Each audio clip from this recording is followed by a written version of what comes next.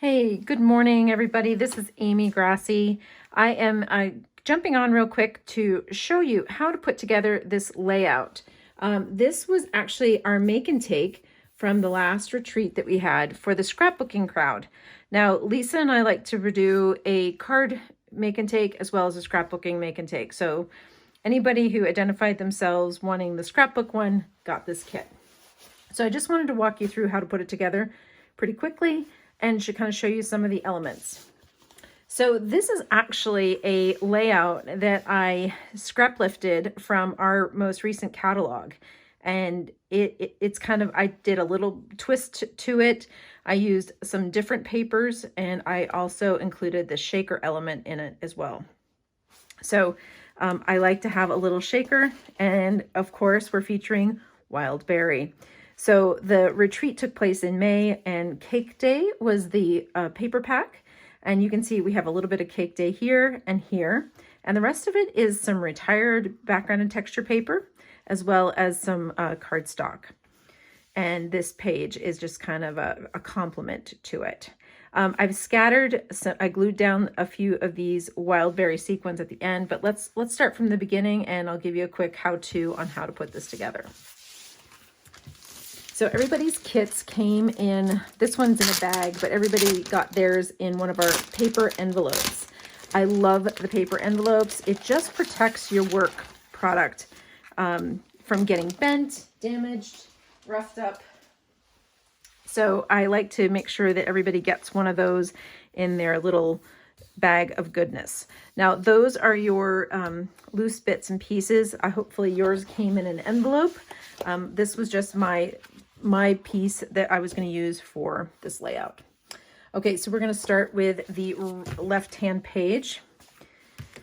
So we're going to have our Wild Berry as our base page, and then we're centering the White Daisy cardstock in the center, like so.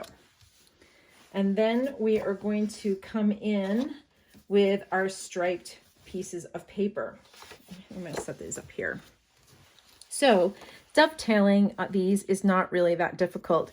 You simply cut at the end and then cut in from, you cut 1/2 inch in on the center line, and then you cut towards that little center cut from each corner, and you get a cute little dovetail like these.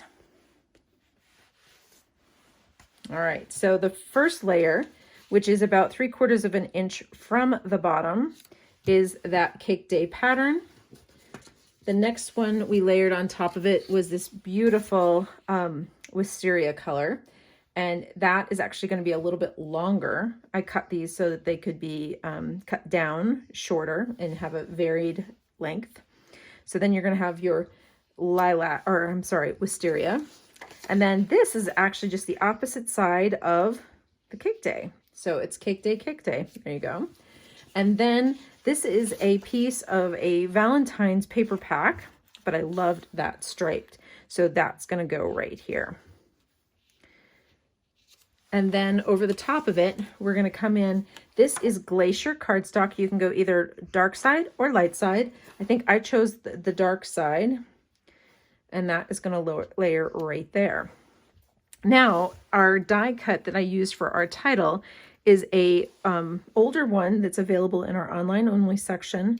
It's very, very detailed. And you have to be careful when you're cutting it out. If you decide to purchase one of these, you want to remember that some of the innards actually need to be held back. So the little piece of the O goes there. Your R is going to come in here.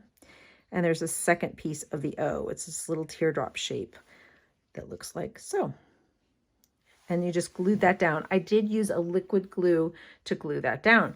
Now you could opt for the adhesive sheets that we have now. Those are really, really easy to use.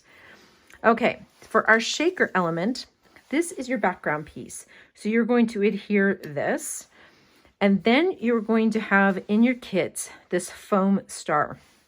Now, keep in mind, not all of the points on the star are exactly the same, so you want to try to line it up the way it is on your layout.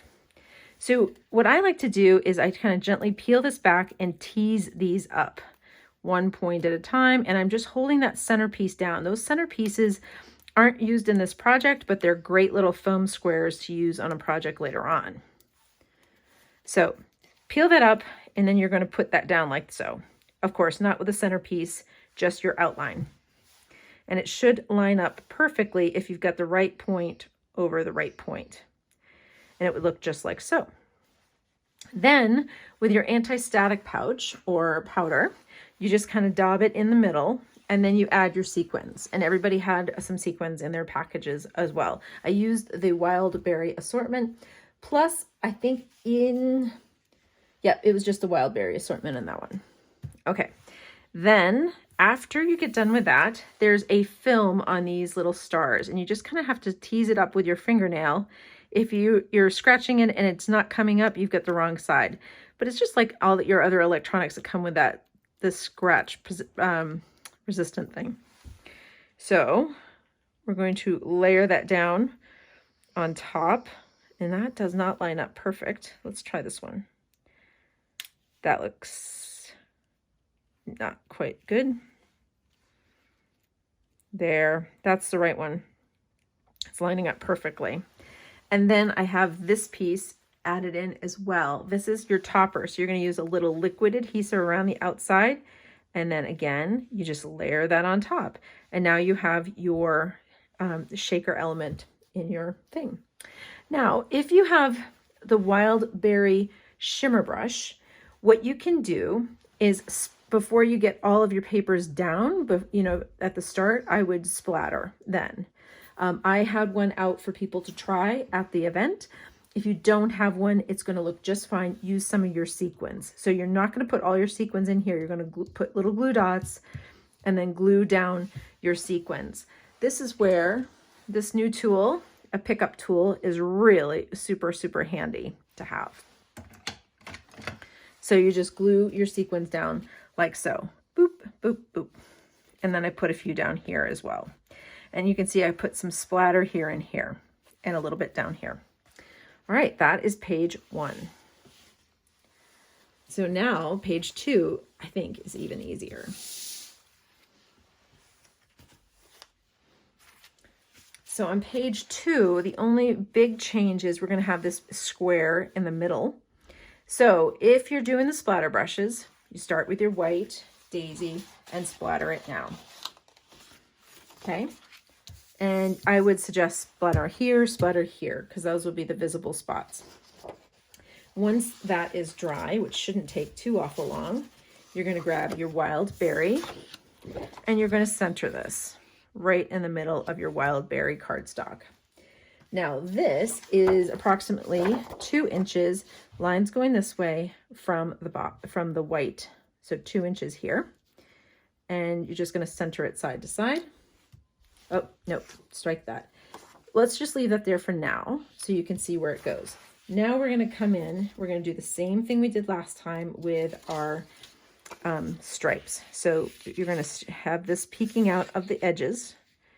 As you can see, I cut mine too short for my sample. So we're going to layer it right about 3 inches. And then lilac. And then the flip side. And then you're coming in over the top with this. All right. And then we're going to put our photo mats down.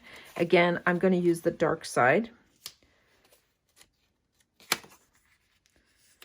Like so. So your strip should be a little bit longer so that your dovetails are showing on the sides. A few glue dots here and here, and add some more sequins, and that is your layout from the Make and Take. I hope you guys enjoyed it, and if you have a theme or something that you would like to see in the next one, please let me know. I don't mind putting those together for you. It's kind of fun. Try a new technique, do a shaker where you wouldn't expect to do a shaker, that sort of thing. So thanks again for joining us on the retreat, and have a great day.